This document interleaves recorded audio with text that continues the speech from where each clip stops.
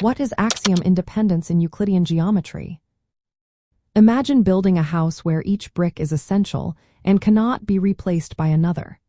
In geometry, these bricks are called axioms, and understanding how they fit together is key. Today, we're exploring what it means for one of these foundational rules to be independent of the others. In simple terms, axiom independence means that no single axiom can be proven using the other axioms in the system. Each one stands on its own as a basic truth that doesn't rely on anything else in the set. Think of it like a puzzle where each piece is unique and necessary to complete the picture. If you remove or change one piece, the whole picture changes. Let's look at Euclid's axioms, which are the starting points of Euclidean geometry.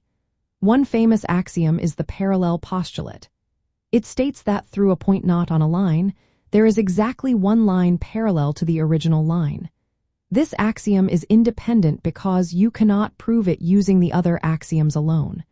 You need to accept it as a separate, basic rule. Why is this independence important? Because it shows that the parallel postulate is not a consequence of the other axioms.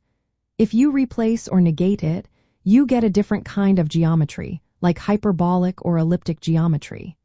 These geometries are built by changing or removing the parallel postulate, which proves its independence.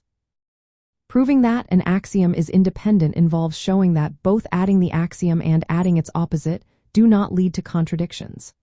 For example, if you add the negation of the parallel postulate, you get a consistent system called hyperbolic geometry. If you add the original postulate, you get Euclidean geometry. This confirms that the axiom is independent because it can be true or false without causing logical problems. Independence helps mathematicians keep the set of axioms minimal and clear. It shows which assumptions are truly necessary and which are optional. This clarity allows us to understand how changing one rule can lead to entirely new worlds of shapes, angles, triangles, circles, and polygons.